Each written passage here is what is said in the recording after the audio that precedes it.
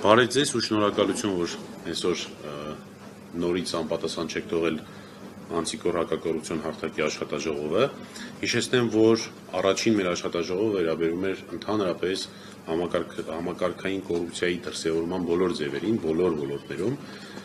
բայց գաղտնիք չի, որ այս ընթացքում Հայաստանի Հանրապետությունում նախընտրական փուլ ենք մտել, նախընտրական քարոզչական շրջանում ենք գտնվում եւ Անտիկորը մոտ 1 ամիս տևողությամբ հետազոտություններ իրականացրեց նախընտրական քարոզչության ընթացքում, թեև պաշտոնապես քարոզչությունը, եթե չեմ սխալվում, 7 կամ 8 օր է արդեն որ սկսվել է, բայց դրանից առաջ էլ քանի որ ոչ պաշտոնական, բայց քարոզարշավը շարունակվում էր, մենք իրականացնում ենք հետազոտություններ, որի ընթացքում պիտի արձանագրենք, որ տասնյակ, եթե չեմ սխալվում, 16 ուղղություններով մեր փորձագետները, անտիկորի փորձագետները արձանագրել են համակարգային կոռուպցիայի լուրջ մեծ խնդիրներ։ Դրանց մասին իրականում շատ ենք խոսել ժամանակի ընթացքում, բայց մինչև հիմա պիտի հատուկ առանձնացնեմ, որ շարունակում են որպես ճնշման միջոց, որպես կոռուպցիայի դրսևորման միջոց, շարունակում են արդիական լինել քրեական օրենսգիրքը, քրեական վարույթները, որովհետև ոնց որ թե այս իշխանության համար ամենաուժեղ մուրճը դարձել է քրեական օրենսգիրքը եւ իմ շատ մոտավոր հաշվարկներով ընդդիմադիր հայացքներ ունեցող անձանց մոտ առապես 40-45%-ը արդեն գոնե մեղադրյալի կարգավիճակ ունեցել է ամենատարբեր առիթներում։ Աշխատաժողովի կարգի վերաբերյալ, մենք անելու ենք ինչպես նախորդ անգամ մեր հարգարժան գործընկերները, ովքեր որ խոսք պիտի ասեն, կգան այստեղից կխոսեն, մինչև 10 րոպե տևողությամբ ելույթ կունենան, դրանից հետո մինչև 5-6 րոպե կունենանք հարց ու պատասխան, եթե այդպեսին կլինի, եւ այդպես կշարունակենք։ Նախապես ասեմ, որ երկար չի տևելու այսօրվա մեր աշխատաժողովը, ինչպես նախորդ անգամ էր, դրա պատճառներից մեկը այն է, որ այսօր ունենք կոնկրետ նեղ ուղղվածություն եւ այսօրվա աշխատաժողովը նվիրված է նախընտրական այս փուլում կոռուպցիոն, համակարգային կոռուպցիոն դրսևորումների հետ։ Ես կարճ ուղղակի այդ մեր հետազոտությունների ուղղությամբ արձանագրեմ, որ քրեական հատկապես վարույթների շրջանակներում նկատվում են կուսակցությունների, ընդդիմադիր կուսակցությունների նկատմամբ թե տոտալ գաղտնալսումները մենք արդեն գիտենք, որ բոլորին այսպես գաղտնալսում են, հիշելով օրինակ Բագրատ Սրբազանի հետ կապված քրեական վարույթը, հիշելով Խաչիկ Գալստյանի հայրենի կուսակցության գլխավոր քարտուղարի հետ կապված ձայնագրություն եւ բազմաթիվ այլ ձայնագրություններ, մենք տեսել ենք մի իրողություն, որ իշխանությունը կամ ավելի ճիշտ այս դեպքում իրավապահ մարմինները այդ ձայնագրությունները ձևախեղում են, խմբագրում են, փոփոխում են, մոնտաժում են եւ հրատապ ներկայացնում են հանրությանը որպես ապացույց այն բանի, թե իբր կոնկրետ թիրախավորված այս քաղաքական ուժը կամ այս անձը կատարել են, չգիտեմ, ընտրակաշառք են բաժանել, հավաքներին մասնակցելու համար նյութապես շահագրգռել են, եւ որ ամենակարևորն է, որի մասին մենք շատ ենք վերջերս խոսում, հատկապես 5 իրավապաշտպանների նախաձեռնության շրջանակներում, Վարազդատ առաջինը այս հարցը բարձրացրեց, որ հակակոռուպցիոն կոմիտեն օրինակ յուրաքանչյուր ձայնագրությունը հրապարակելուց կամ մամուլի հաղորդագրությունը հրապարակելուց հետևողականորեն նշում է կուսակցության անունը։ Օրինակ, ուժեղ Հայաստան կուսակցության դրոշներ են ցույց տալիս։ Ես գտնում եմ կամ մենք գտնում ենք, որ հակակոռուպցիոն կոմիտեի խնդիրը ոչ թե կոնկրետ քաղաքական ուժին թիրախավորելը պիտի լինի, այլ ընդհանրապես ընտրակաշառքների դեմ պայքարը եւ հակակոռուպցիոն կոմիտեի համար նշանակություն պիտի չունենա դա ուժեղ Հայաստանն արեց, Հայաստան դաշինքն արեց, քաղաքացիական պայմանագիրն արեց եւ այլն, այսինքն որպես կանխարգելում, որը հաճախ վերջի շրջանում ներկայացում է, թե իբր այդ անունները տալը նպատակ ունի նաեւ կանխարգելելու, այ հենց որպես կանխարգելում պետք է նշանակություն չունենա կոնկրետ անունը։ Պետք է լինի ընդհանուր ձևակերպումներ առանց նշելու կոնկրետ ուժի անուն։ Իսկ ինչի են կոնկրետ ուժերի անունները նշվում, շատ պարզ պատճառով, որովհետեւ էլի մեր գնահատմամբ հակակոռուպցիոն կոմիտեն վերածվել է քաղաքացիական պայմանագիր կուսակցության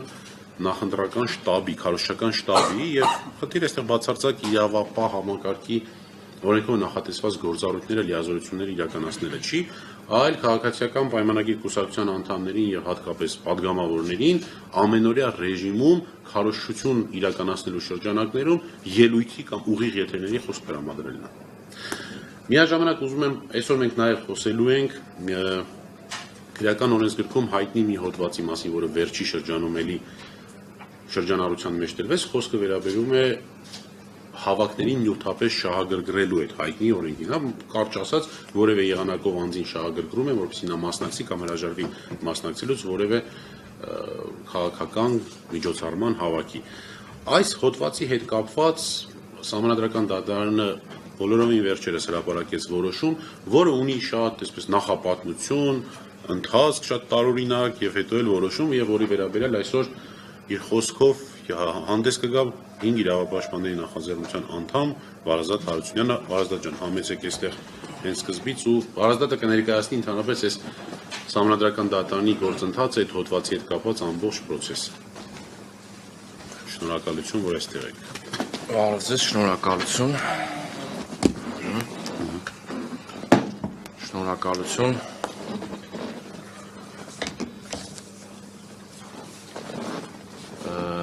Նախ սկսեմ նրանից, թե ինչա հավաքներին մասնակցելու նպատակով նյութապես շահագրգռելը։ Իրականում սա համաշխարհային իրավական պատմության մեջ նախադեպը չունեցող մի հանցակազմ էր եւ հանցակազմ է, որը ներմուծվեց Հայաստանի Հանրապետության քրեական օրենսգիրք, դեռևս նախորդ ուժը կորցած քրեական օրենսգիրքի մեջ 2021 թվականին։ 2021 թվականին փոփոխություն լրացում կատարվեց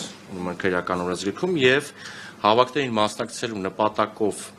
անձին հարկադրելու կամ հավաքներին մասնակցելու ձեռնպահ մնալու նպատակով հարկադրելու այս հանցակազմի օբյեկտիվ դրսևորումներին գումարվեց նոր մի օբյեկտիվ դրսևորում՝ նյութապես շահագրգռելը, որպեսզի անձը մասնակցի հավաքին կամ ձեռնպահ մնա հավաքին մասնակցելուց։ Տարօրինակ էր իրավական բնույթով այս ձևակերպումը, որովհետև հավաքների ազատության իրավունքի միջազգային ստանդարտներին լրիվ անծանոթ երևույթ էր նյութապես շահագրգռելը, սահմանափակելը հավաքների տրամաբանության մեջ։ Հետո դրանից 1 տարի հետո պարզվեց եւ դա պարզեց Հելսինկյան կոմիտեն, որ այս փոփոխությունը անելիս Վենետիկի հանձնաժողովին խորհրդատվական կարծիքի համար դիմելու ժամանակ չի լսվում։ Լսվում է։ Շիշը համել Ես բացեմ դուք։ Վենետիկի հանձնաժողովին այս նորամուծության վերաբերյալ խորհրդատվական կարծիք ստանալու համար երբ դիմել են, արել են այսպես ասած թարգմանության խարդախություն։ Թարգմանության մեջ հանցակազմի ձևակերպման ավելացրել են հարկադրանքի բաղադրիչ։ Անգլերեն to make person to participate in assembly, այսինքն ստիպել մարդուն նյութապես շահագրգռելով հարկադրել մարդուն, որպեսզի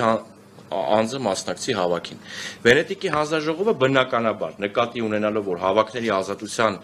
իրավունքը անհամատեղելի է որևէ տեսակի հարկադրանքի հետ, թե պոզիտիվ, թե նեգատիվ, տվել էր դրական կարծիք, որ հա, եթե հարկադրանքի բաղադրիչ կա, ապա միևնույնն է չես կարող ուրեմն այդ եղանակով հավաք կազմակերպել կամ անձանց ներգրավել, ուստի քրեականացումը դրան դրսևորման տեղավորվում է հավաքների ազատության միջազգային ստանդարտների տրամաբանության մեջ։ 2022 թվականին առաջին աղմկահարույց ձերբակալությունն ու մեղադրանքը ու հետո նաև կալանքը եղավ նյութապես շահագրգռելու այս չարաբաստիկ հոդվածով, խոսքը Ավետիք Չալաբյանի ուրեմն քրեական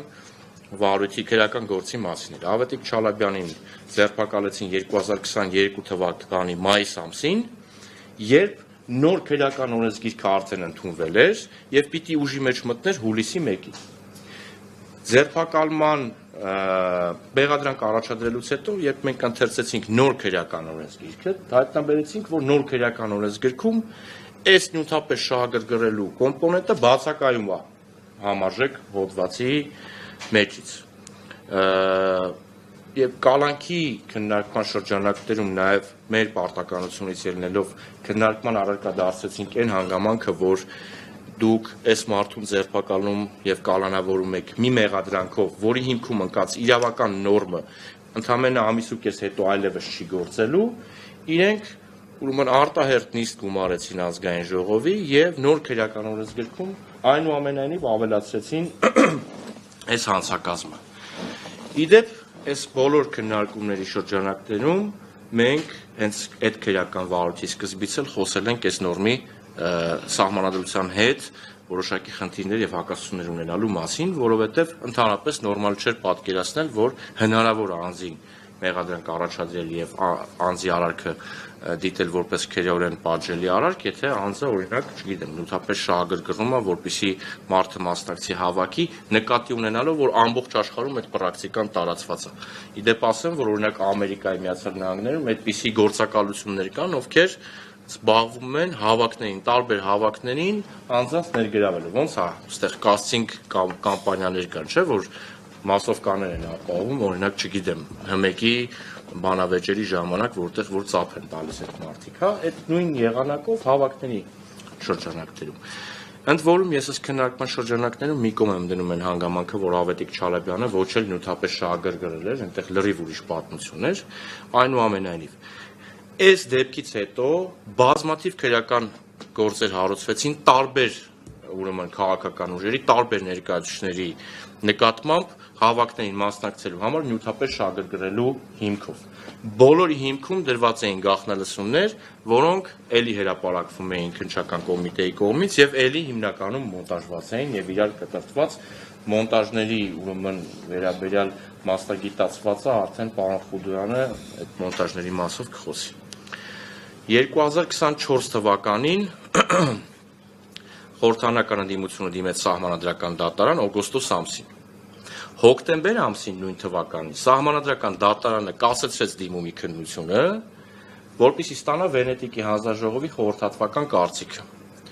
Վենետիկի հանձնաժողովի խորհրդատվական կարծիքը դիմելու համար սահմանադրական դատարանը ուղարկել է նամակ համապատասխան գրություն։ Գործը կասեցնելուց մի 10 ամիս հետո, ասենք հունիս-հուլիս ամիսներին։ Այդ ամբողջ ընթացքում այդ գործի քննությունը կասեցված է եղել, եւ եթե բացեք սահմանադրական դատարանի որոշումը, դատավարական նախապատմության մեջ դուք չեք գտնի իմ ասած ամսաթվերը։ Դուք սա կգտնեք Վենետիկի հանձնաժողովի խորհրդատվական կարծիքի մեջ, որտեղ իրենք գրել են, որ իրենց համապատասխան խնդրանքով դիմել են հունիսի 26-ին 25 թվականի։ 10 ամիս անց։ Սա եւս մեկ անգամ փաստում է, որ նկատի ունենալով, որ հանցակազմը ունի ակնհայտ խնդիրներ սահմանադրության հետ, այնուամենայնիվ հանցակազմը լայնորեն կիրառվում է որպես քաղաքական գործիք, եւ այս հանցակազմի կյանքը ինչքան երկարացնեին, այդքան էֆեկտիվ կլներ այս հանցակազմի գոյությունը։ Այնուամենայնիվ Վենետիկի հանձնաժողովը բավականին սեղմ ժամկետներում տալիս է իր խորհրդատվական կարծիքը հոկտեմբեր ամսին 25 թվականին եւ միայն նոր այս ամիս մենք ունենք սահմանադրական դատանի որոշում, որը սահմանադրությանը համապատասխանող է ճանաչել այս հանցակազմը իր մեկնաբանության շրջանակներում։ Մեկնաբանությունը հետեւյալն է. սահմանադրական դատարանը ասում է հետեւյալը, որ հավաքների ազատությունը ունի 3 պաշտպանության 3 կոմպոնենտ։ Ուրեմն ակտիվուս, ստատուս ակտիվուս, այսինքն դա այն է, երբ անձը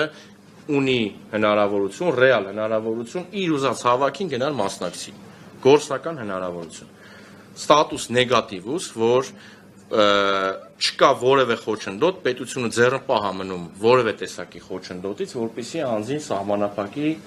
հավաքներին մասնակցելուց։ Եվ մի երրորդ կոմպոնենտ, շատ փիլիսոփայական ուրեմն կոմպոնենտ է սահմանադրականը ուրեմն ներառել իր որոշման մեջ, որի մասին ըստ էության նաև Վենետիկի հանձնաժողովի խորհրդատվական կարծիքի մեջ էլ չկա, ուղեցույցերի մեջ էլ չկա, դա status libertas voluntaris։ Սա ըստ սահմանադրական դատարանի հավաքին մասնակցողի ներքին մղումն է, թե ինքը իրականում ինչ շարժառիթով է մասնակցում այս կամ այն հավաքին։ Այս կոմպոնենտը իմ համոզմամբ սահմանադրական դատարանը ավելացրել է, որպեսզի հիմնավորի, թե ինչու է այս հանցակազմը համապատասխանում սահմանադրությանը, այն մեկնաբանությամբ, որ ինքը տվել է։ Իսկ մեկնաբանությունը հետևյալն է. տրանսպորտային ծախսեր, սնունդ եւ այլ կարիքներ հոգալու համար ֆինանս հատկացնելը հավաքի մասնակցին նորմալ է, բայց եթե այդ տրամադրվող ֆինանսը իր բնույթով դուրս է գալիս այդ անհրաժեշտ ծախսերի տրամաբանությունից եւ ունակա անձի կամքի վարքագծի վրա դառնա որոշիչ հանգամանք հավաքին մասնակցել չմասնակցելու առումով, այստեղ խաթարվում է հավաքների ազատության իրական նպատակը եւ այսպես հանրության շրջանում հավաքի բովանդակությունը կազմող դիսկուրսի շուրջ ուրեմն խեղաթյուրված պատկերացումներ է ստանում հանրությունը, որովհետև հանրությունը չգիտի այդ մարդիկ փողի համար են եկել հավաքին եւ դժգոհում օրինակ սոցիալական խնդիրների մասին, թե իսկապես դժգոհում են սոցիալական խնդիրների մասին եւ դրա համար եկել են հավաքի։ Պետության սահմանադրական դատարանի այս տերմին կարելի է բանել կիրառել այս դեպքի համար իրավական պատերնալիզմ, երբ պետությունը ավելի շատ է մտածում անձի բարօրության մասին, սա ճակերտավոր շատ է մտածում, քան հենց անձը ինքը։ Սահմանադրական դատարանի այս ձևակերպումը ուղղակիորեն հակասում է հավաքների ազատության, պաշտպանության ամբողջ տրամաբանությանը, որովհետև հավաքների ազատության պաշտպանությունը դա օբյեկտիվ դրսևորում ունի, այլ ոչ թե սուբյեկտիվ։ Օբյեկտիվ դրսևորումը հետևյալն է. պետության ֆունկցիան սահմանափակվում է այնտեղ, որ ապահովի, որ անձը ունենա ռեալ հնարավորություն իր ուզած հավաքին մասնակցելու։ Պետության խնդիրը չի ու պետությունը չի պիտի հանցնի այն սահմանը, երբ որոշի անձը այդ հավաքին մասնակցում է, որովհետև, չգիտեմ, շահագրգռված է այդ հավաքի կազմակերպիչների հետ կապված որևէ հարաբերություններում, դա կլինի նյութական, դա կլինի անձնական, թե իսկապես այդ հավաքի նպատակները կիսում է։ Հավաքի մասնակցությունն ինքնին ապահովելու եւ հավաքը չխոչընդոտելու անձին չսահմանափակելու այս երկու պոզիտիվ պարտականություններից զատ աշխարհի որևէ պետություն նման հանձնառություն չի ստացել։ Ավետիք Չալաբյանի քրեական վարույթի շրջանակներում մենք խնդրել էինք գործընկերներին, որպեսզի պատրաստեն զեկույց, թե որ պետությունում կա նմանատիպ ուրեմն մոտեցում, որ պետությունը մտածի, թե անձը ինչի համար է գնում հավաքի։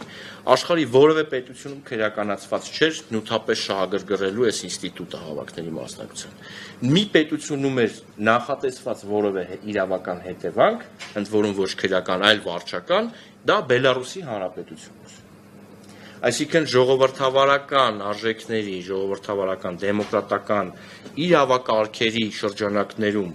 ներմուծել մի ինստիտուտ, անունը դնել անհրաժեշտ ժողովրդավարական հասարակության համար, բայց չունենալ դրա նախադեպը որևէ զարգացած ժողովրդավարական երկրում, այլ ունենալ նրա նախադեպը օրինակ Բելարուսի Հանրապետությունում, որի ուրեմն քրեական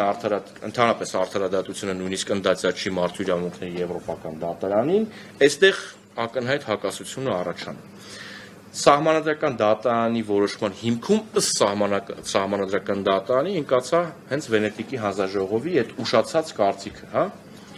Վենետիկի հանձնաժողովը իր խորհրդատվական կարծիքում ասել է ճիշտ այն, ինչ ես ձեզ նոր ներկայացրեցի այս պետության պոզիտիվ պարտականությունների սահմանների վերաբերյալ։ Խիստ զարմացած տեքստով Վենետիկի հանձնաժողովը նշում է, որ այո, հավաքների ազատության պաշտպանությունը դա օբյեկտիվ դրսևորում ունի եւ պետությունը երբեք չի պիտի մտնի անձի մտքերի կամ հոգու մեջ հասկանա թե անձը իրականում ինչի համար է գնացել հավաքի, որովհետեւ եթե անձը գնացել է որևէ հավաքի, ենթադրվում է եւ գործում է այն կանխավարկածը, որ այդ անձը կիսում է այդ հավաքին հնչող գաղափարների, բովանդակությունը կամ չգիտեմ, նույնիսկ եթե չի կիսում, իր հավաքի ազատության իրավունքը իրացրեց ներկա գտնվելով այդ հավաքի ժամանակ։ Վենետիկի հանձնաժողովը մատնանշել է նաև պետության հնարավորությունը, այս հանուն արդարության ասեմ, որ նաև մատնանշել է եւ չի բացառել պետության հնարավորությունը սահմանափակելու այս նյութապես շահագրգռելու ինստիտուտը հավաքների մասնակցության նախընտրական կամպանիաների ժամանակ։ Նկատի ունենալով, որ նախընտրական այդ քարոզչական շրջանում ուրեմն մեծահարուստ քաղաքական մրցակիցները կարող են այսպես նյութապես շահագրգռելով մեծաթիվ հավաքներ կազմակերպել եւ Վենետիկի հանձնաժողովի բառերով եմ ասում լրացնել այդքան ֆինանսական ռեսուրս չունեցող իրենց մրցակիցներին։ Նկատի ունենալով, որ պիտի հավասար հնարավորություններ ապահովեն եւ նախընտրական շրջանում իրապես պիտի քաղաքական մրցակցությունն ու արդյունքները հիմնված լինեն քաղաքական բանավեճի, այլ ոչ թե փողային ֆինանսական տարբերությունների վրա։ Այնուամենայնիվ ցավալի է, որ Սահմանադրական դատարանը չի նկատել կամ չի ուզեցել նկատել այն սահմանը, որտեղ պետությունը չպիտի որդեգրի այսպես իրավական հոր դերը եւ ավելի շատ մտածի անձանց մասին, քան պետք է մտածի, այնուամենայնիվ Սահմանադրական դատարանի որոշումը գոնե ինչ-որ առումով սահման գծեց հավաքներին մասնակցելու նյութապես շահագրգռելու եւ հավաքի մասնակիցների տրանսպորտային, սննդի եւ այլ ծախսերը հոգալու գոնե շրջանակներում հնարավորություն տալով հավաքների կազմակերպիչներին գոնե այդ ծախսերը հոգալ առանց մտածելու, որ այս քերական օրենքը կկիրառվի իրենց նկատմամբ։ Իրականության մեջ, ռեալ մեր կյանքի համատեքստում խնդիրը չլուծեց Սահմանադրական դատարանը, որովհետեւ մենք տեսնում ենք, որ տարբեր քերական տարբեր հանցագործություններ, հանցակազմեր կիրառվում են իշխանությունների կողմից քաղաքական հակառակորդների նկատմամբ խիստ տարբերակված, լղոզված, абստրակտ եւ նույնիսկ հիմնավոր կասկածի շեմը չհաղթահարելու մակարդակի կալանավորման դեպքեր ունենք բոլոր տեսակի նմանատիպ ուրեմն հանցակազմերով, սա նշանակում է ինչ։ Նշանակում է, որ այնուամենայնիվ պետությունը պահպանեց այդ chilling effect, սրա մասին էլ է Վենետիկի հանձնաժողովը խոսել, սառեցնող էֆեկտի գործիքակազմը, որովհետև միևնույնն է Սահմանադրական դատարանը թողել է իրավակիրառին, նույն քննչական կոմիտեին, դատարաններին, դատախազությանը գնահատելու տրամադրված ֆինանսը, այդ լոգիստիկայի, սնունդի, ջրի, մյուսի փողներ, թե դրա մեջ կա կոմպոնենտ, որը շահագրգռել է անձին, որ բացի ջրի եւ հացի եւ տրանսպորտի փողից, այն ավել փողը դառնա իր համար որոշիչ հանգամանք հավաքին մասնակցելու տեսանկյունից։ Այսինքն Սահմանադրական դատարանը չլուծեց իրականության մեջ եղած խնդիրը։ Քերական հետապնդում իրականացնող մարմինները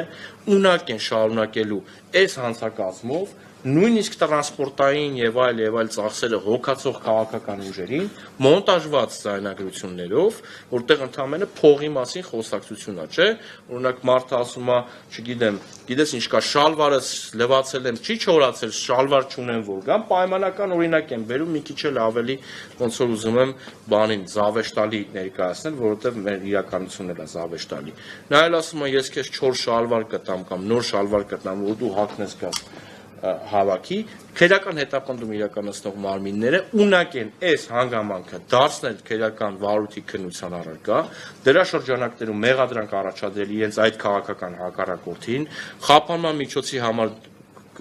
դիմել դատարան, այդ անձին զրկել քարոզարշավին կամ քաղաքական պրոցեսներին մասնակցելու հնարավորությունից տևական ժամանակ, հետո կարդարացվի, չի արդարացվի, արդեն chilling էֆեկտը աշխատեց, սառեցնող էֆեկտը աշխատեց եւ քաղաքական իշխանությունը ըստ էության այդ պահին հասավ իր նպատակին։ Ես այսքանով սահմանափակվում, եթե հարցեր կլինեն, սիրով կպատասխանեմ։ Կան հարցեր թե լրագրողների կողմից եւ թե գործընկերների։ Խորհրդի հետ կապված մենք երեք տեսանք, որ ընդհանուր առմամբ այս 8 օրերի ընթացքում մենք տեսնում ենք, որ հաճախ են քաղաքական ուժերը դեմքերը միմյանց վիրավորում եւ դա էլ իրենց աջակիցները վերցնում են, ընկալում են միանգամից եւ ուղղում են իրենց հակառակորդներին, այսպես եթե ասենք, մեկ տոննա սունկ կերցնելը, ով ընտրի Բարգավաճ Հայաստանին ապահովում է Լուկաշենկոյին հակառակ էֆեկտով Այդ երկրորդի մեջ ատելությունը ո՞րն էր։ Ատելության բառը։ Համ բանը, ով ընտրում է ՔՊ-ին, ապա ընտրում է Ալիևին, սա ինչ իրավական գնահատական է ստանում։ Տեսեք, իմ խորին համոզմամբ քաղաքական դիսկուրսը կարող է եւ նույնիսկ երբեմն պետք է լինի կոպիտ, նույնիսկ վուլգար եւ այլն եւ այլն։ Այստեղ կարևոր հանգամանքը որն է, քաղաքական դերակատարները ելնելով հասարակության շրջանում իրենց հեղինակության դիրքերից, նկատի ունենալով իրենց ասածների հնարավոր հետևանքները, միշտ պիտի այդ նուրբ սահմանը պատկերացնեն եւ իրենց խոսույթում, վարքագծում հանկարծ չստեղծեն մի իրավիճակ, երբ իրենց հետևորդները, բազմահազար համակիրները շարունակեն այդ ատելության պոլեմիկայի մեջ հանրության մյուս իրենց հետ չհամաձայնվող շերտի հետ։ Այդտեղա շատ մեծ խնդիր առաջանում։ Ես մի քիչ հետ կգնայի եւ այդ առումով քննարկման առարկա կդարձնեի քաղաքական իշխանության բարձրագույն պաշտոնատար անձանց կողմից եկեղեցու եւ եկեղեցու հոգեվոր սպասավորների նկատմամբ վերջին ամիսներին հնչող ուրեմն բավականին կոպիտ խոսույթը, որը ունեցավ հետևանք։ Եվ ես կարող եմ կոնկրետ օրինակով բերել։ Երբ Նիկոլ Փաշինյանը սկսեց այդ խոսույթը, որի համար իդեպ ներողություն էլ է խնդրել, այդ նույն ժամանակաշրջանում Գառնու այդ եկեղեցու մոտ մի քաղաքացի ասաց, որ քարով թե ինչ-որ մի բանով պետքա կաթողիկոսի գլուխը տալ ջարդել։ Սա նշանակում է, որ քաղաքական իշխանության բարձրագույն պաշտոնատար անձի կոպիտ վուլգար խոսույթը այնքան էր հատել հնարավոր թույլատրելի սահմանը, որ կիրառում էր գտել հանրության տարբեր ներկայացուցիչների բառապաշարի խոսույթի եւ Աստված ոչանի վարքագծի շրջանակներում, որովհետեւ մենք համանման մի վարքագիծ էլ հիշում ենք դատարանները շրջափակելու շրջանակում եւ դատավորին հրեցին պատուհանի մոտից գցեցին գետնին։ Այս բանը պիտի չանցնեն քաղաքական դերակատարները, բայց հուսով եմ դրա մասին օրինակ Տիկին Վարդանյանը կխոսի, որովհետև նաև մասնակցում է Քարոզարշավին։ Այսօր վերջին շրջանում ինչ եմ նկատել, որ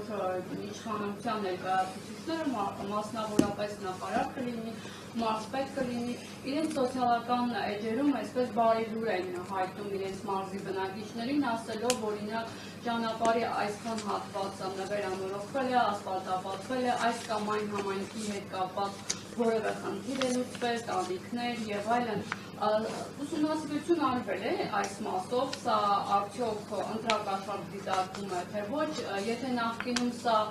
ներկայացությունները նախկինի դեպքում, երբ որ ասֆալտ էին փռում եւ այլն, ասում էին, որ ընտրակաշառքի ընտրություններից առաջ, բայց հիմա ըստ էության ներկայացում է որպես զարգացում համայնքային խնդիրություն։ Ես ձեր թույլտվությամբ ես այս հարցին չպատասխանեմ, որովհետև գիտեմ, որ իմ գործընկերները ավելի խոր աշխատանքային կարգով ուղղակի ներկայացնեմ, ես պիտի խնդրեմ, որ յուրաքանչյուր ելույթ ունեցող, զեկույց ունեցողին հենց իր թեմայի հարցերը տանք, որովհետև այո, դրանից հետո մենք էլի թեմաներ ունենք, որտեղ նաև կլինեն այդ հարցերը։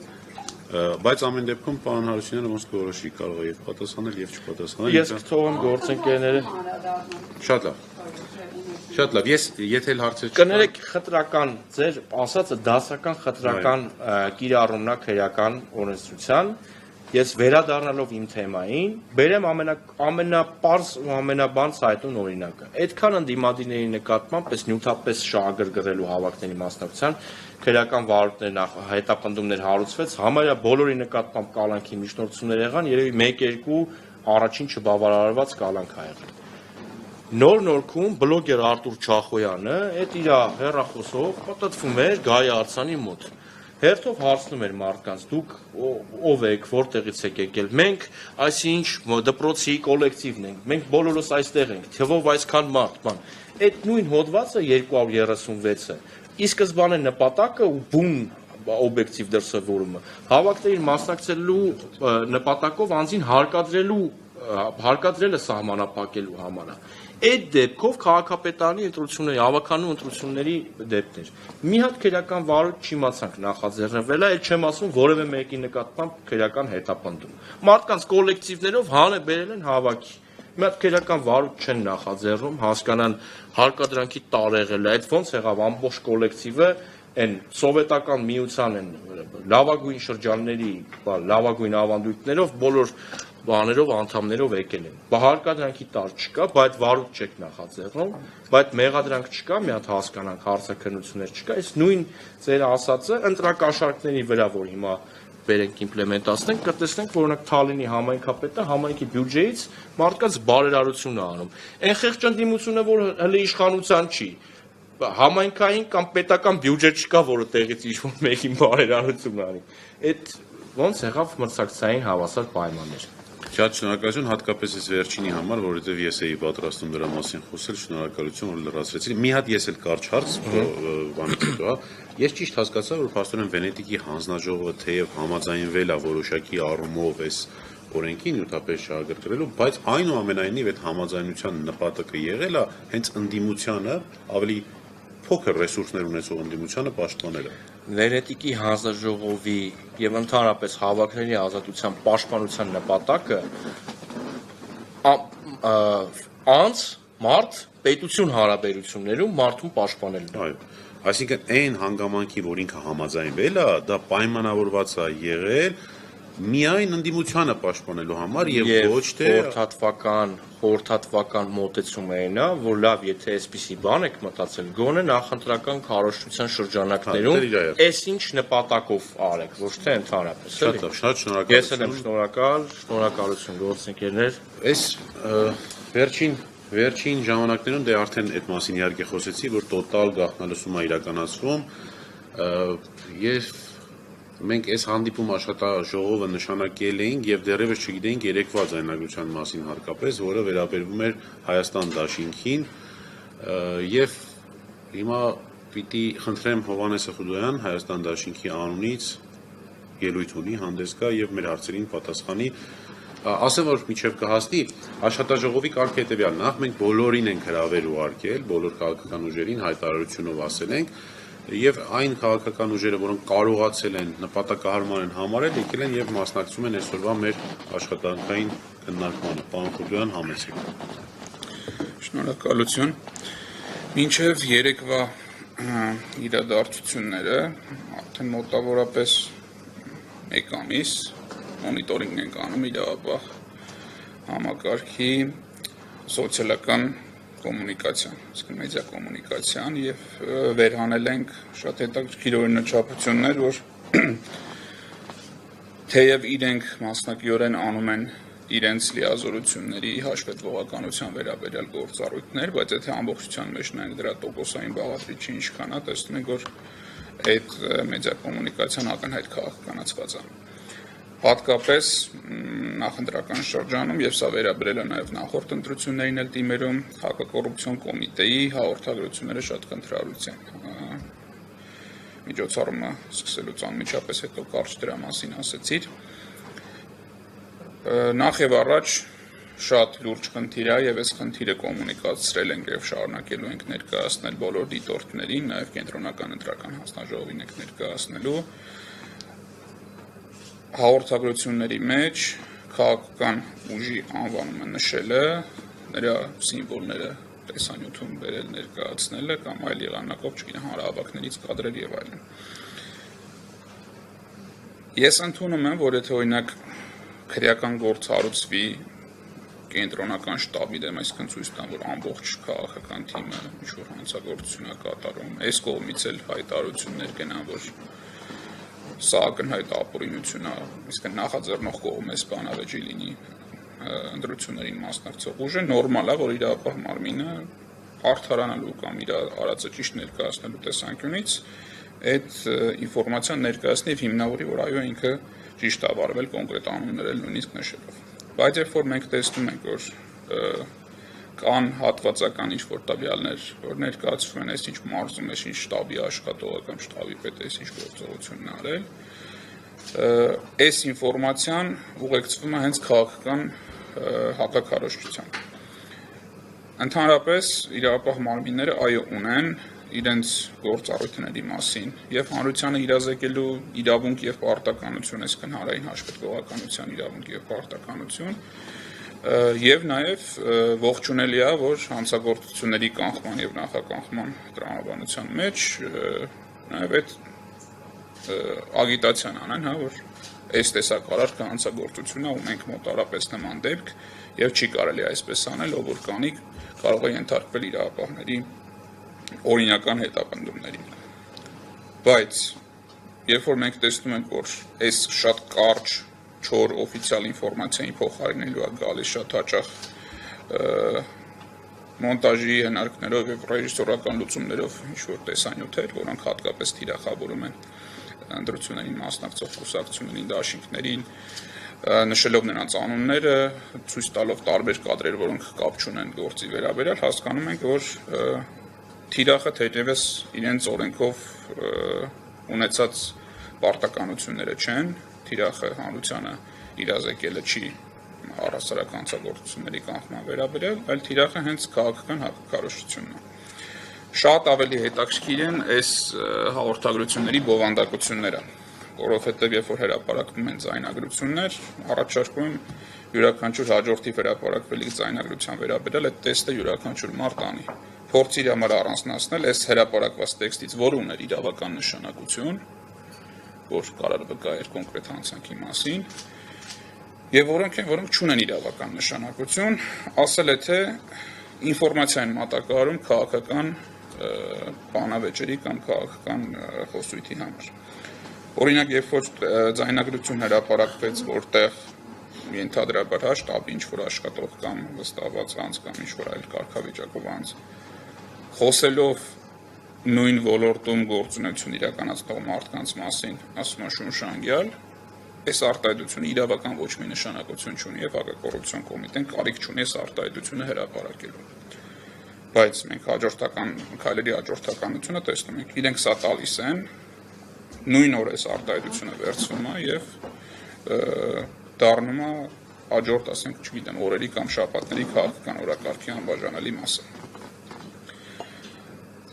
Այս մոտեցումը բնորոշ է եղել նաև այլ իրավապահ կառույցներին, քննչական կոմիտեն է տարբեր ժամանակներում այս քաղաքական հետաքրքրության գործերով այս գործիքը օգտագործել, ազգային անվտանգության ծառայությունն օգտագործել, բայց հիմա ներկա փուլում հատկապես, քանի որ բացառիկ լիազորությունն է հակակոռուպցիոն կոմիտեի ընդրական հանցագործությունների քննությունը, ամենաշատը այս փուլում դա նկատվում է հակակոռուպցիոն կոմիտեի կողմից եւ այս առիթը օգտագործելով, նաեւ այլ հարթակներ օգտագործելով անհրաժեշտ է այդ կոչը հղել, որ օրենքով նախատեսված լիազորությունների հաշվետվողականության համար սահմանափակվեք 4 պաշտոնական տեքստով։ Դադարեք քաղաքական հակակարողությունը իշխանության օպոնենտների նկատմամբ։ Ինչ վերաբերում է Հայաստան դաշինքի նախորդ օրվա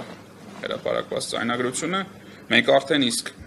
տարբեր դիտորդների այս հարցը ներկայացրել ենք եւ կազմել ենք փաստաթուղթ նախորդ օրերի նման հրապարակումների մասին եւ ստացվեց, որ արդեն հերթական անգամը վերաբերեց նաեւ Հայաստան դաշինքին, էլի դեռևս անձինք չհարցակնված, չգիտեմ, խափանման միջոցի հարցեր չքնված, այս հաղորդագրությունը որպես բացահայտ ճշմարտություն ներկայացվել է հանրությանը, եւ վերջում նույնիսկ եթե դիսկլեյմեր են անում, որ անձը համարվում է անմեղ, բոլորս հասկանում ենք, որ սա ընդհանրապես ձևականություն է եւ տպավորությունը թողում է հենց այն աուդիո-վիդեոյալ մատերիալը, որ իրենք տարածում են։ Հայտարարվեց, որ տեղի ունեցել անձի վրա ազդեցություն, որ իր կամքը ճնշելու համար, որ քվեարկի նաեւ բարեգործության արգելք կան։ Իրականության մեջ շատ հանգամանքներ հիմա չեմ ներկայացնի, որ գործին այլ կերպ չխանգարեն, բայց նախնական իր տեղեկատվությունը այդ գործով այն է, որ իրար մտերիմ մարդիկ իրար մեջ ունեցել են ֆինանսական հարցեր։ Պատկերացնենք ընկերոջը պարտքով փող տալիս։ Կենցաղային հարցեր։ Այս պարագայում, ասենք, կան տանձնաշներ, որ իր փեսան։ Ու նաև դրանից հետո այս հաղորդագրության տարածումից հետո տեղյակ են, որ այն անձը, որ հիմնական կենտրոնը դատարանը չի հրաժարվել կալանավորել, այլ խափանման միջոցով ընտրվել վարչական զբաղություն, եթե չեմ սխալվում, մեկ այլ անձի նկատմամբ է տնային կալանք կիրառվել եւ նաեւ արդեն իսկ այդ նույն օրվա նախաքննության ընթացքում հերքվել է այն տվյալը, որ անձի նկատմամբ ճնշում է գործադրվել։ Այսինքն այդ անձը հայտարարել է, որ իր նկատմամբ ճնշում չի գործադրվել։ Հիմա այս տվյալների պարագայում մենք չենք տեսել, որ օրինակ հաջորդ օրը հակակոռուպցիոն կոմիտեն հայտարարություն անի, որ գիտեք, երեք երբ որ մենք ասացինք, որ այս բանը եղել է, հիմա այլ վարույթով այսպիսի տվյալ ենք ստացել։ Այս նախադեպերով, օրինակ, 21 թվականից էլ կարող ենք ֆիքսել, որ եղել են այս նույն հաղորդագրությունները, գնացել են գործերը մարդիկ արդարացվել են, կամ այս պահին էլ դատարանում կան գործեր, որտեղ իրենք չեն կարողանում ապացուցել մարդկանց մեղքը, բայց այս գործերի ավարտով այդ իրազեկումը հարությանը չի լինում այն ինտենսիվությամբ, ինչպիսին եղել է գործը հարուցելուց։ Գլխավոր դատախազությանը օրինակ անդրադառնանք, որովհետև օրենքով գլխավոր դատախազությունը օրինակ պարտականություն ունի արդարացված անձի գրավոր պահանջով ներողություն խնդրել։ Այն գործերով, որտեղ իրենք իրենց պաշտոնական կայքում հրապարակում են նույնիսկ դատավորի վերաբերյալ վարույթով, որ անձը մեղավոր է կատարել այսինքն ինչ անձանքները, անձի արդարանալու պարագայում, երբ որ անձը գրավոր դիմում է ներողություն խնդրելու համար, ոչ միայն իրենց կայքով չեն հրապարակում դա, այլև գտնում են մի հատ ինչ-որ դեղին մամուլի Չ-կլասի կայք, որտեղ տոնական օրերին կարող է գիշերվա ժամին հայտարարությունը տան, ասեն, հեսա տեսեք, մենք իրանց բան ենք արել, բայց թե ինչ կապ ունի այդ տեղին մամուլը դատախազության հետ, դա էլ մնում է հարցական։ Խիստ տրամաբանական է, որ եթե դու այս հարթակով օրինակ քաղաքացիական գործերը ոնց են, երբ որ դու ինչ-որ եղանակով անձին զրպարտում ես, դատանը պարտավորեցնում է նույն եղանակով էլ իրազեկումը տաս, որ զրպարտել ես անձին կամ ներողություն խնդրես վիրավորանքի համար։ Իրավապահ մարմինները այս կանոնին չեն հետևում, եւ իրականում խնդրեմ էլ չի, որ հետևեն իրենց օրենքի տեսանկյունից, որտեղ եթե դու աշխատում ես օրենքով, ենթադրում է դու այդ պահին ունեցել ես տվյալ, վերջում գնացել անձը արդարացվել է։ Հենց օրենքի մեջ էլ պատական չի, որ գրած է, որ այո, երբ որ անձը արդարացվում է, կարող է պահանջի, որ դու իրենից ներողություն խնդրես։ Հիմա այս ներողությունն էլ տանել, ճխտել ինչ-որ տենց խորը տեղին, որ չերևա, որ դու ի սկզբանե քո տված հայտարարությունը խնդրահարույց է, ընդ որում կարող է նույնիսկ ապօրինի էլ չլինի այդ առաջի պահի, կարող է բավարար տվյալներ ունենան գործ հարուցելու եւ մեղադրանք առաջադրելու համար, հետո պարզվի, որ անձը մեղավոր չի։ Բայց նորմալ ընթացական է։ Բայց այս հետևողական վերաբերմունքը, որ ամեն ձև մենք չընդունենք մեր սխալները կամ չընդունենք, որ անձը մեղավոր չէր, հատկապես քաղաքական նշանակության գործերով, ցույց է տալիս, որ իրավապահ մարմինները հենց հատկապես շահագրգռվածություն եւ դիտավորություն ունեն քաղաքական հակակարողությանը մասնակցելու։ Շատ լավ, եթե կան հարցեր լրագրողների կողմից եւ գործընկերների, չունեք։ Շատ շնորհակալություն, եթե ավելացնելու բան չունես։ Լավ, վերջին օրերին, 2-3 օրերին մենք այս ամբողջին զուգահեռ մի հատ շատ վատ երևույթի ականատես եղանք, մասնավորապես խոսքը Բարգավաճ Հայաստան կուսակցության նկատմամբ իրականացվող այս անձամբ Նիկոլ Փաշինյանի կողմից իրականացվող որոշ գործողություններին էր, էլ ընտանիքի անդամների հետ կապված հարցեր բարձրացնել եւ այլն, եւ մենք հիմա խնդրենք Բարգավաճ Հայաստան կուսակցության ցուցակի 9-րդ համար, ճիշտ եմ հիշում, Էլինարին, իմ լավ ընկեր Էլինար Վարդանյանի, որպեսզի ներկայացնի Բարգավաճ Հայաստան որպեսզի ներկայացնի Բարգավաճ Հայաստան կուսակցության շուրջ տեղի ունեցող իրադարձությունները, որպեսզով նաեւ մենք մեկ անգամ էլ ցույց տանք, թե ինչպիսի երևույթներ են կատարվում ընդդիմության նկատմամբ իշխանության կողմից։ Շնորհակալ։ Նախ թույլ տվեք շնորհակալություն հայտնել, որովհետև այս պահին իրականում այսպիսի քննարկումները կարևոր են։ Մարդիկ սովորաբար կծկտուր տեղեկություններ են ստանում նախընտրական քարոզչության ժամանակ տեղի ունեցող խախտումների վերաբերյալ եւ շատ դժվար է սովորական մարդու համար ճիշտ գնահատել, որովհետեւ բավարար վերլուծություններ դրա հետ կապված չունի եւ այսօր բանախոսների կողմից ներկայացված խնդիրները, որոնք վերաբերում են մի կողմից իրավախախտման վերաբերյալ իրավապահների կողմից տարածվող հայտարարություններին, մյուս կողմից Սահմանադրական դատարանի որոշմանը, որ անմիջականորեն կապված է եւ մենք առաջիկայում կտեսնենք նաեւ քրեական գործեր հավաքներին մասնակցելու, շահագրգռելու հետ կապված, հանրությունը պետք է կարողանա իրականում ինքն էլ գնահատականներ տա եւ վերլուծի, թե ինչ է կատարում։ Մինչ մեր ուժի նախընտրական քարոզչության ընթացքում մեր ուժի հանդեպ կատարվող հակաիրավական կամ առանձին դեպքերում նույնիսկ հակաբարոյական գործողություններին եւ հայտարարություններին անցնելը, ուզում եմ շատ կարճ անդրադառնալ բարեգործության արգելքի մասին քրեական հոդվածին, որովհետև մենք այս նախընտրական կամ այս ընտրությունների եւ այս ընտրությունների նախընտրական եւ դրան նախորդող ժամանակահատվածում տեսանք, որ իշխանությունները առաջնորդվելու են բացառապես այս հոդվածով ճնշումներ գործադրելու ճանապարհով։ Մենք դիտորդների հետ եւս այս մասին խոսել ենք եւ բազմաթիվ օրինակներ ենք ներկայացրել, բայց այս հոդվածը հենց ի սկզբանե խնդիր էր ստեղծում կապված նրա հետ, որ ընտրությունները նշանակելու վերաբերյալ որոշումից հետո սահմանափակում է թեկնածուների համար գործողությունը, ընդ որում այստեղ էլ շատ կարևոր հանգամանք կա, թեկնածուները այդ պահին դեռևս իրենք չգիտեն էլ, որ թեկնածու են, եւ որևէ մեկը չգիտի, որ այդ մարդիկ թեկնածուներ են, թեկնածուները գրանցվում են ԿԸՀ-ի կողմից, եւ այս պարագայում խոսքը վերաբերում էր ապրիլի վերջում կատարված գրանցումներին, բայց սրան նախորդող ժամանակահատվածում մարդը արդեն իր գործողություններում սահմանափակված է եւ դրան զուգահեռ մենք տեսնում ենք իշխանությունների գործողությունները, որոնք թաքնված բարեգործություն են։ Հիմա, եթե այս հոդվածի մասին խոսենք, մենք կտեսնենք, որ ուժեղ Հայաստան դաշինքի ներկայացուցչի նկատմամբ հարուցվեց քրեական գործ, խափանման միջոցի ընտրության հարցեր քննարկվում, կրծքով կերակրող կնոջը տանում էին կալանքի եւ այլն, մեկ էլ դրան զուգահեռ մենք տեսնում ենք Երևանի քաղաքապետը էլի տեխնիկական սարքավորում է նվիրում մի երիտասարդ կնոջ, ամենևին չթիրախավորելով նրան եւ այլն, բայց տեսնում ենք, որ դա նորմալ է։ Այստեղ հեչ կարևոր չի, որ նա թեկնածու է եւ ամենևին կարևոր չէ, որ համարժեք գործողություն է կատարվում։ Այսինքն այստեղ խոսքը գնում է նրա մասին, որ ինչպես բազմաթիվ այլ դեպքերում, այնպես էլ այս բարեգործության արգելքի պարագայում հոդվածը գործում է բացառապես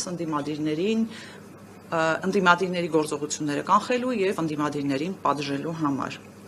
Կամ Թալինի քաղաքապետի կամ ղեկավարի, համայնքի ղեկավարի գործողությունների մասին շատ ենք խոսել։ Մարդը պետական միջոցներից, պետության հարկերի միջոցով ձևավորված միջոցներից հենց նախընտրական փուլում սոցիալական աջակցություն է տրամադրում համայնքի բնակիչներին։ Սա ինչ է, եթե ոչ նախընտրական շահագրգռում, կվախենամ այս պահին միգուցե նախընտրական կաշառք ձևակերպումը տալ, բայց նախընտրական շահագրգռում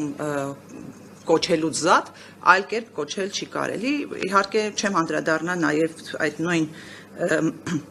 անձի հայտարարություններին, որոնք որ ընդհանրապես քաղաքական խոսույթի շրջանակներում չեն էլ տեղավորվում։ Ատելության խոսքի հետ կապված էլի պետք է զուգահեռներ անցկացնեմ, օրինակ Արտակ Ավետիսյանի նկատմամբ հարուցված քրեական գործի հետ կապված, որը թեև այսպես քաղաքական որևէ ուժին թեկնածու չէ կամ հարող անձ չէ, բայց դրան զուգահեռ Արտակ Ավետիսյանի հետ զուգահեռ մենք տեսնում ենք իշխող ուժի առաջատար դեմքերին, որոնք որ իրենց յուրաքանչյուր արտահայտությունը համեմում են ատելության խոսքով, ել չեմ խոսում սպառնալիքների մասին։ Իշխող ուժի ամբողջ քարոզարշավը կառուցվում է կդատեմ, կբռնենք եւ նման արտահայտություններին չենք թողնի, որ հայտնվեն խորհրդարանում եւ այսպիսի բազմաթիվ արտահայտություններ դուրս կվրընդենք, դուրս կշպրտենք, ել մնացած բազմաթիվ արտահայտություններ երևի թե երբեմն նույնիսկ տեսադաշտից էլ դուրս են մնում։ Եվ հիմա այսպիսի զուգահեռներ անցկացնելով ըստ էության կարելի է հասկանալ, թե ինչպես է գործում օրենքի կիրառման երկակիության սկզբունքը եւ մի դեպքում արարքը այս իշխանության համար իրավախախտում է, իրենց պարագայում դա նորմալ է, դա իրավաչափ է։ Եթե խոսենք մեր ուժի նկատմամբ այս ընթացքում իշխանության կողմից կիրառված միջոցների մասին, պետք է ասենք, որ համատարած համակիրների նկատմամբ կիրառվում է այսպես ազդեցություններ օգտագործելու միջոցները։ Եթե մարդկանց նկատում են Բարգավաճ Հայաստան կուսակցության գրասենյակներ մուտք գործելիս, ապա հաջորդ քայլը լինում է աշխատանքից ազատելու սպառնալիքները, երեխաներին մանկապարտեզներից հեռացնելու սպառնալիքները, եւ դա հատկապես տեսանելի է փոքր համայնքներում, որտեղ բոլորը բոլորին ճանաչում են։ Ունենք երկու դեպք արդեն աշխատանքից ազատելու ապօրինի որոշումների հետ կապված Ախուրյանի փոխքաղաքապետը եւ Չարենցավանի փոխքաղաքապետը Կարեն Սերգոյանի եւ Գայանե Գրիգորյանի մասին է խոսքը, երկուսն էլ ցուցակի անդամներ են, նախընտրական ցուցակում են ընդգրկված եւ երկուսին էլ հեռացրել են աշխատանքից ապօրինի կերպով։ Իհարկե որոշումները կվիճարկվի դատարանում, բայց սա խոսում է էլի նախընտրական հակաիրավական գործողությունների եւ սպառնալիքների վերաբերյալ։ Ինչ վերաբերում է իշխող ուժի բառամթերքին, ապա այստեղ իշխող ուժի առաջնորդը ըստ էության հատել է բոլոր հնարավոր սահմանները, որովհետև որքան էլ մենք մեզ համար ունենք որոշում լինել հանդուրժող, լսել քննադատությունները, բայց խոսքը քննադատությունների մասին է եւ եթե դրանք ճիշտ են, ապա ընդունել եւ այլն, այնուամենայնիվ կան սահմաններ, որոնք որ չպետք է հատվեն եւ հատկապես խոսքը վերաբերում է ընտանիքի անդամներին թիրախավորելու հանգամանքը եւ մենք վերջին օրերին ըստ էության հենց դրան էլ ականատես եղանք եւ այստեղ ամենակարևոր հանգամանքներից մեկն էլ այն է, որ այս քարոզարշավի ընթացքում իշխող ուժի ղեկավարը իրեն հերթական անգամ դրել է դատախազի, քննիչի, դատախազի, դատավորի կարգավիճակում եւ հենց քարոզարշավի ընթացքում էլ հրապարակում է իր դատավճիռները եւ դա էլ իհարկե չի կարող ազդեցություն չունենալ ողջ նախընտրական քարոզչության տրամաբանության վրա։ Երևի թե այսքանով կսահմանափակվեմ, որովհետեւ իրավական հարցերի վերաբերյալ մեր գործընկերները խոսեցին եւ սիրով կպատասխանեմ ձեր հարցերին։ Թե կան հարցեր լրագրողների կամ գործընկերների, համեցեք։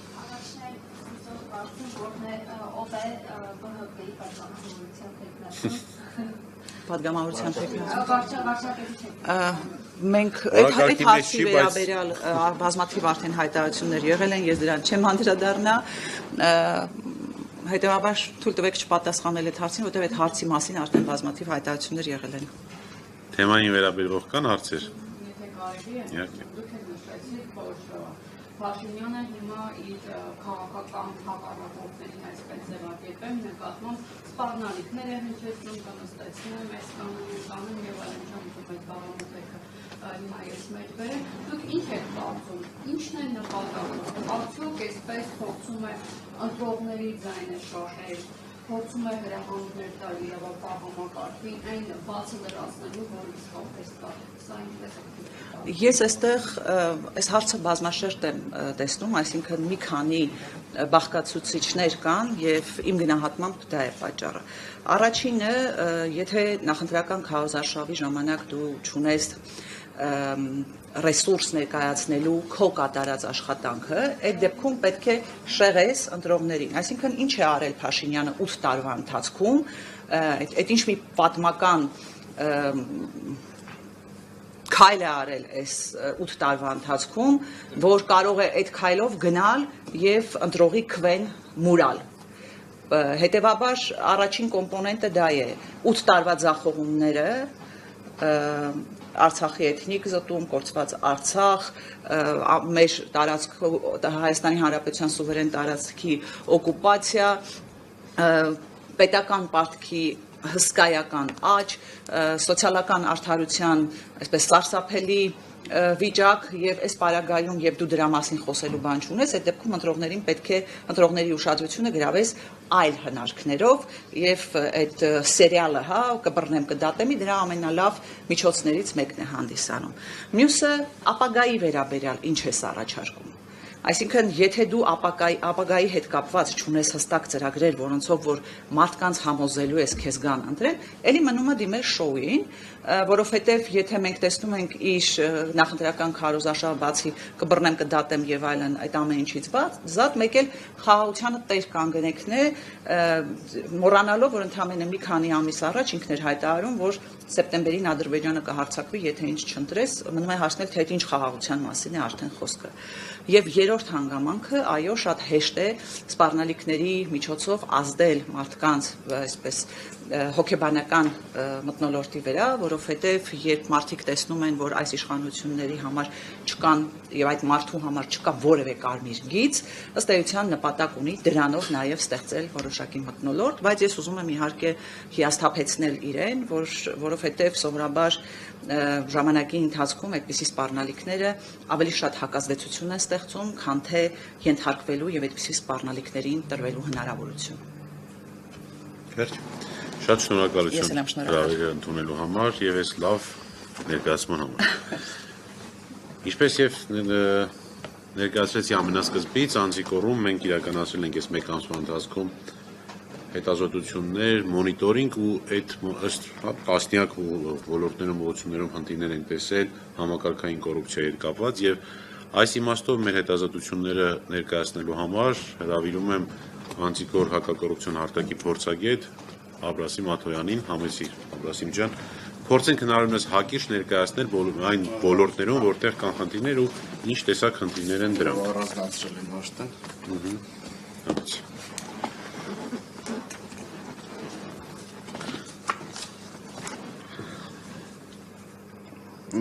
Դասական իմաստով ընդրական կոռուպցիան նշանակում է ընտրողի կամքի վրա ապօրինի ազդեցություն, փողի, վարչական լեզակների ճնշման կամ կախվածության միջոցով, սակայն ժամանակակից քաղաքական համակարգում այն շատ ավելի բարդ մեխանիզմ է դարձել։ Այսօր ընդրական կոռուպցիան կարող է արտահայտվել պետական ռեսուրսի օգտագործմամբ, պետական աշխատողների ներգրավմամբ քաղաքական քարոզչության մեջ, սոցիալական ծրագրերի քաղաքականացմամբ, մեդիա դաշտի անհավասար վերահսկմամբ, ուժային կառույցների ընտրովի ակտիվությամբ, ընդդիմադիրների նկատմամբ ճնշումներով, հանրային վախի մթնոլորտի ձևավորմամբ։ Այսինքն, ընդրական գործընթացի վրա ազդեցությունը հաճախ իրականացվում է ոչ թե մեկ օրում, ընտրության պահին, այլ ամբողջ քաղաքական միջավայրի վերահսկման միջոցով։ Հայաստանում քաղաքական ամենացավոտ հարցերից մեկը դարձել է հետևյալ հասկացությունը։ Երբ իշխանության հետ կապվող աղմկահարույց դեպքերը հաճախ երկար ժամանակ մնում են առանց հստակ իրավական հետևանքի, բայց ընդդիմադիրների նկատմամբ իրավապահ համակարգը ցուցաբերում է արագ եւ կոշտ արձագանք, հասարակության մոտ առաջացնում է անարտարության խոր զգացում։ Այս ընկալումը հատկապես ուժեղանում է այն դեպքերում, երբ ընդդիմադիր գործիչների նկատմամբ անմիջապես կիրառվում է կալանք, քաղաքական հայտարարություններից հետո սկսվում են քրեական վարույթներ, իշխանական ներկայացուցիչների վերաբերյալ հրապարակումները չեն ստանում նույն իրավական ընթացքը, նախաքննության գաղտնի նյութերը հայտնվում են մեդիայում միայն ընդդիմադիրների դեպքերում, մեղադրանքը հանրային մակարդակում ներկայացվում է որպես արդեն ապացուցված փաստ։ Այս ամենը ստեղծում է տպավորություն, որ օրենքը դարձել է ոչ թե հավասարության մեխանիզմ, այլ քաղաքական ազդեցության գործիք։ Իշխանության հիմնական մեխանիզմները քաղաքական վերահսկողության համար հետևյալն են՝ վարչական ռեսուրս։ Ժամանակակից քաղաքական պայմաններում ամենաուժեղ գործիքներից մեկը պետական համակարգն է, երբ համայնքային ղեկավարները, դպրոցները, պետական հիմնարկները կամ սոցիալական համակարգերը անուղղակիորեն ներգրավում են քաղաքական գործընթացներում, իշխանությունը ստանում է լուրջ կազմակերպչական առավելություն։ Սա կարող է արտահայտվել պետական աշխատողների վրա ազդեցությամբ,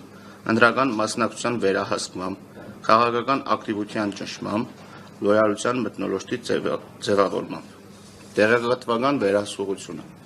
Քանի որ որոշակի առումով քաղաքական պայքարը վաղուց տեղափոխվել է տեղեկատվական դաշտ, ուստի իշխանությունը կարողանում է վերահսկել օրակարգը, նա կարողանում է նաև վերահսկել հանրային ընկալումները։ Հայաստանում հաճախ կիրառվում են հետևյալ մեթոդները՝ ընդդիմադիրների շուրջ մշտական սկանդալային ֆոն, իշխանության խնդիրների արագ մոռացում, հասարակության ուշադրության շեղում, պիտակավորում, ռևանշիստ, ապակայունացնող, հակապետական եւ այլն։ Այսպիսով փորձ է արվում հոգնեցնել հասարակությանը, երկիրը տանել դեպի քաղաքական ճգնաժամի, ինչից հետո հասարակությունն ըստ պլանի սկսում է նախընտրել նույնիսկ անկատար կայունությունը։ Երրորդ, իրավապահ համակարգի քաղաքական ընկալումը։ Նույնիսկ եթե իրավապահ մարմինը հայտարարում է, որ գործում է բացառապես օրենքի շրջանակներում, հանրային վստահությունը որոշվում է ոչ թե հայտարարություններով, այլ համաչափությամբ։ Եթե հասարակությունը տեսնում է, որ իշխանության ներկայացուցիչների նկատմամբ մեղմ մոտեցում կա, ընդդիմադիրների նկատմամբ առավել կոշտ, տարբեր գործերով կիրառվում են տարբեր չափանիշներ, ապա ձևավորվում է այն վտանգավոր համոզումը, որ արտարադատությունը կախված է քաղաքական դիրքից։ Իսկ սա արդեն հարված է ոչ միայն իշխանությանը, այլ ամբողջ պետական համակարգին։ Ընտրովի արտարադատությունը կարճաժամկետ կարող է քաղաքական օգուտ տալ իշխանությանը, սակայն երկարաժամկետ այն քայքայում է պետության հիմքերը։ Երբ մարդիկ դադարում են հավատալ դատարաններին, իրավապահներին եւ ընտրական գործընթացներին, առաջանում են ծանր հետևանքներ։ Մարդիկ սկսում են հավատալ, որ քաղաքականությունն ամբողջությամբ կեղծ է եւ որևէ փոփոխություն հնարավոր չէ։ Հասարակությունը բաժանում է ոչ թե գաղափարների, այլ մերոնք ծերոնք տրամաբանությամբ, եթե օրենքը չի ընկալվում որպես հավասար բոլորի համար, պետությունը կորցնում է իր լեգիտիմության կարևոր մասը։ Արդեն իսկ գրանցվել են մի շարք դեպքեր, որոնք թեկուզ լուսաբանվել են, սակայն ինչպես նշվեց, ընտրովի արտահայտության հետևանքով չեն ընդհանցկավորվել։ Քանի որ չկրկնվեմ,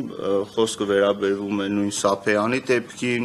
նույն Ավինյանի դեպքին, չնշվեց նաև Աբանանում, ուսուցիչների, նաև շատ ցավալի է երեխաների մասնակցությունը, որը ես չեմ կարծում, որ կարող էր զուտ իրենց ցանկությունը լինել, ու նաև խնդիրը կա, դե ինչ իրավունքով է դասաժամերը կրճատվել, հայտնի է նաև որ ինչ-որ վարչական գործողություններ են սկսվել, սպասենք ընթացքին, բայց ես կցանկանամ նշել, թե իրականում այս ամեն ինչը երբանից սկսվեց ու հիմքերը երբանից դրվեց։ Գործող իշխանության գործունեությունները հիմնականում սկսեցին ծավալվել մոտ մեկ տարի առաջ Գյումրիի ընտրություններից եւ դրան հաջորդող ժամանակահատվածում, երբ որ Գյումրիի ընտրությունների ժամանակ թիրախավորվում էին ընդդիմադիր ուժերը ու բոլոր ընդդիմադիր ուժերը, հետագայում նաև առավել շատ ձայներ հավաքած ուժերը, Վարդան Ղուկասյանը, Մարդուն Գրիգորյանը, հայտնի քրեական հետապնդումների մասին արդեն գիտենք, հետագայում արդեն այդ ամեն ինչը խորացավ ու անցում կատարվեց դեպի եկեղեցի։ Տեղի ունեցավ Սամվել Կարապետյանի ձերբակալումն ու կալանքը, Բագրատ Սրբազանի ու մյուս աշտարների, Միքայել Մգրդի Ճարշակ Սրբազանների, Նարեկը Վազգենը, այս ամեն ինչը ինչի էր ուղղված ու ինչն է պատճառը, որ մենք ներկայացնում ենք որպես ընտրական գործողություններին նախորդող դրսևորումներ, քանի որ մի շարք գրեթե բոլոր դեպքերում նախ հստակորեն ընդգծված է որոշակի լիազորություններ անցնել անհամաչափության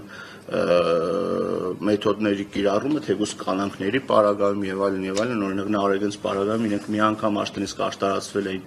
արաշկի համար ու երկրորդ անգամ էլի նույն արաշկը նույն կալանքի պարագայում դրանք այդ ամեն ինչը իրենց խորքում անընդունելի են բացի այդ իշխանությունը օգտվելով այն հանգամանքից, որ իրավապահ համակարգի ներկայացուցիչները հայտարարություն են տարածել, իրենք իրենց խոսույթը ավելի խիստ ու պատժողական են ձևակերպում, որը ինքնին խախտում է Եվրոպական կոնվենցիայի խախտում է նույնիսկ նախադեպային որոշումներով արձանագրված ու անթույլատրելի քաղաքական խոսույթի տակ ինքնին թաքնվելը ոչ մի օգուտ չի տալու այս պարագայում, որովհետև քաղաքական խոսույթն էլ շատ խիստ ու սահմանափակված պետք է լինի այն պարագայում, երբ որ իրականացվում է նախաքննություն։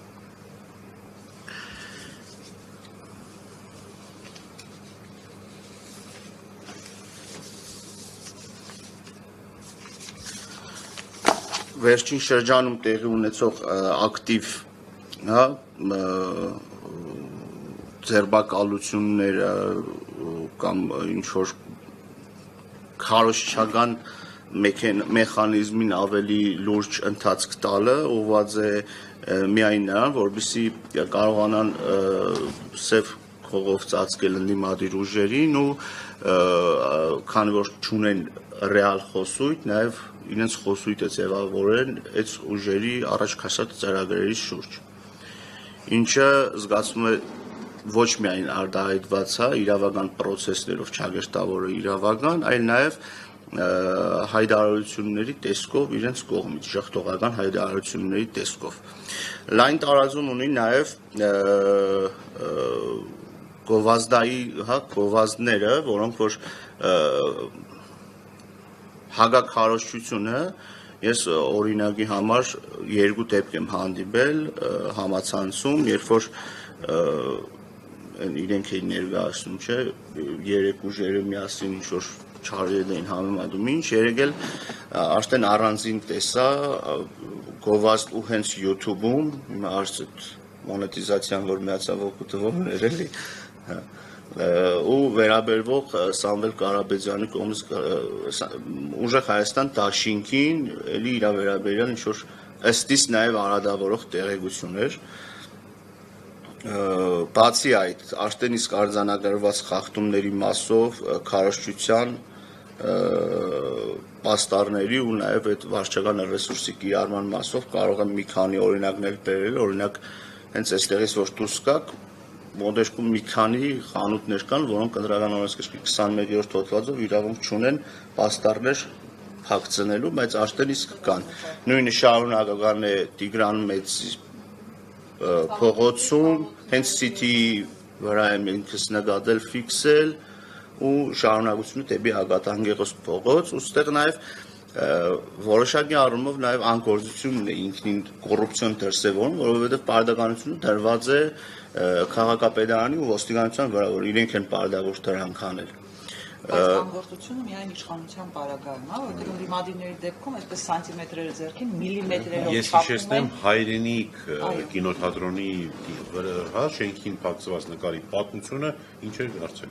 Ձեր հետ կապված երևի ու հենց միանգամից այդ իրական տեսան սկսեցին հանելը։ Նաև անհամաչափությունը արդեն իսկ նկատվում է ինքս ականատես քանի որ Շիրակի մարզում եմ բնակվում, ականատես եմ 3 քաղաքներում անհամաչափ այդ գովազդային պաստառների փակցնելուն Մարալիգում, երբ որ Գյումրիից Մարալիգից մոտ գործում, ամբողջը իրենց նկարներն է 16 համարով եւ այլն, ընդամենը մեկ հատ ուժեղ Հայաստան դաշինքից այլ չեմ նկատել, իսկ Գյումրիում հիմնականում կենտրոնադիր վայրերում խաղաղության օղակն է, Սայաթնովա փողոցն է եւ այլն, իսկ ու նկատել եմ որ տարբեր ուժերի մոտ նաև որոշակիորեն այնպիսի վայրերում են փակցրած մեծ պլակատները, որտեղով չեն երևում։ Ծառների վաճառով կամ եւ այլն։ Պլակատների վերաբերյալ կարող կարծիք լինի, որ օրինակ ասեն, դե թող ընդդիմադիր ուժերն էլ պատվիրեն, իրանցն էլ թող շատ լինի, բայց արձանագրվել են նույնիսկ դեպքեր, երբ որ այդ գովազդները փակցնող ընկերությունները կամ հրաժարվում են ընդդիմադիր կուսակցություններին տարածքներ տալու, գովազդային վահանակներ տալու, կամ դերևս ամիսներ առաջ իշխանության կողմից այդ վահանակներն արդեն իսկ հա բան էին արել վարձված են եղել, այդ ընթացքում գումարներ են վճարվել, որ հանկարծ որևէ մեկին նույնը կար նաև Աշտիկում ու ասեմ ավելին նաև խախտում որպես այդպեսին արձանագրված էներ, երբ որ Մակրոնի հետ եկել էին, Կիրովի Ռիշկովի ջերմափողոցում նախկինում եւ Բարգավաճ Հայաստանի պաստառներն էին եւ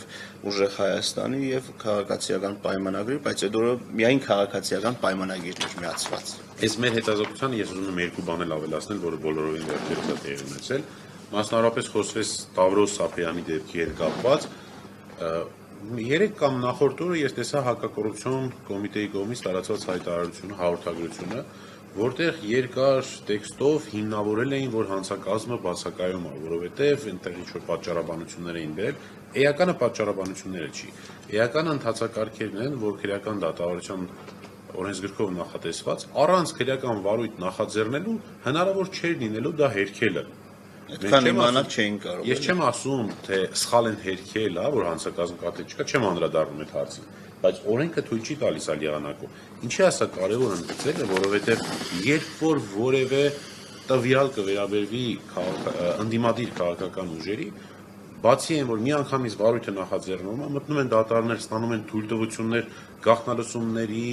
արտաքին ու ներքին դիտումների բոլոր օպերատիվ հետախուզական գործիքակազմը ամբողջությամբ կիրառվում օգտագործում ընդդիմադիր քաղաքական ուժերի նկատմամբ, երբ խոսքը վերաբերվում է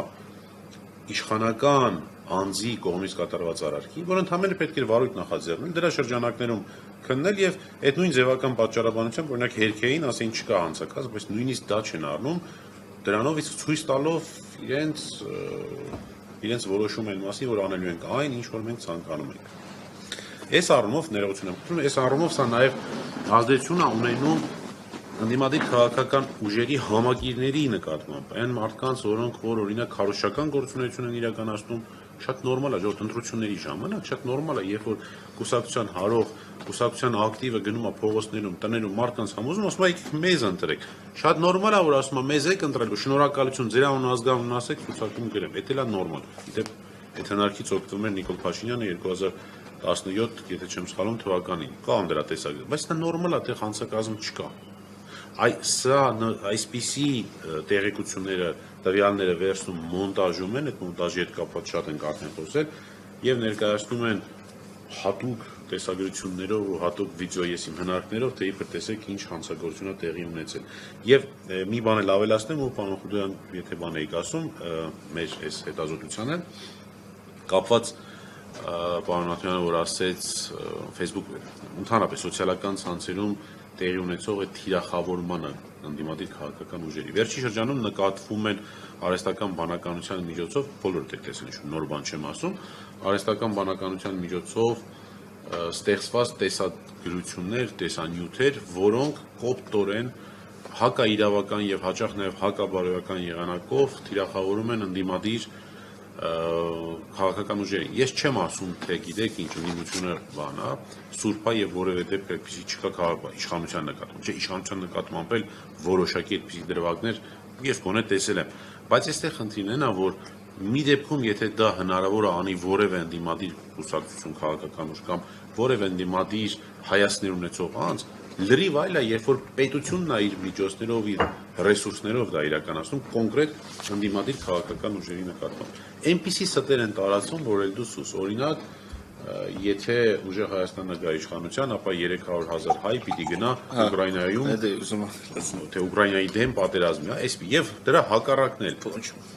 Եվ դրա հակառակն էլ, եթե օրինակ նա էլ ըստ էության նա էլ դարձավ հակառակ էֆեկտով, որ եթե իշխանությունը հաղթի, ապա 300,000 ադրբեջանցիներ գալու են բնակվեն Հայաստան։ Ընդ որում, եթե առաջինի դեպքում Ալիևը դրա մասին խոսել էր, երկրորդի դեպքում, այսինքն նա, որ 300,000 ադրբեջանցի կա, ինչ-որ ժամանակ առաջ Ալիևը դրա մասին խոսել էր, բայց այս մյուսը ընդհանրապես գոյություն չուներ։ Որոշակի փաստարկված է։ Ես վերջի անգամ լսել եմ իր ծննդյան 60-ամյակի ժամանակ։ Նույն абսուրդներ նաև բանն էր։ Շատ ապսուրդանը բաներ ասում են, լսենք։ Երկու դրվագով է հետադարձ կոմունիկացիայի մասին ուզում ասել, մեկը որ ասում ես հակակոռուպցիոն կոմիտեն առանց բարույթ նախաձեռնելու մի անգամից անում, թեև կարող էր նույն բան անել բարույթ նախաձեռնելու։ Երբ որ բարույթ ես նախաձեռնում, այս իմ պատկերացրած շարժառիթն է, թե ինչի ինձ անում։ Երբ որ բարույթ ես նախաձեռնում, մնում է ենթադրություն, որ կարող է այս բարույթի ընթացքում ինչ-որ մի բան լինի։ Կարող է ժամանակ անցնել բարույթը հակառակ էֆեկտ տա ու նույն օրը գործող այլ համայնքապետերը, որը կարող է նույն գործողությունները անեն, կարող է դա իրենց այդ նույն chilling էֆեկտը ապահովի։ Որ այս մարդու նկատմամբ ոնց որ բարույթ են հարուցել, մենք էլ անկարող մեր բանը չանենք, կարող է մեր վերաբերյալ բանը հարուցեն։ Ու նաև ուսուցիչների դրվագով։ Ինֆորմացիան կոմունիկացիան գնաց, որ ուսուցիչները ազատման դիմումներ են ներկայացրել, sense տարածվեց, առաջին ընկալումը այն է, որ դու ազատվեցին, որտեղ sense բանը առաջացավ։ Հաջորդ ինֆոն տալիս է, որ չէ, իրանք չեն ազատվել, ստուգողական գործողություններ պետք է արվեն, ճշտեն եւ այլն, բայց եթե ասենք այն նույն արվեր, էլի վերադառնանք ընդդիմադիր որևէ ուժի օգտին, նույն րոպեին ձերբակալներին լավն էլի։ Շատ լավ, ամփոփելով, եթե ավելացնելու բաներ ունեք, եթե չունեք, եթե կան հարցեր, չկան հարցեր, շատ շնորհակալություն։ Չէ, ես մի հատ ավելացնելու բան ունեմ, եթե կարելի է, նաև հայտարարությունների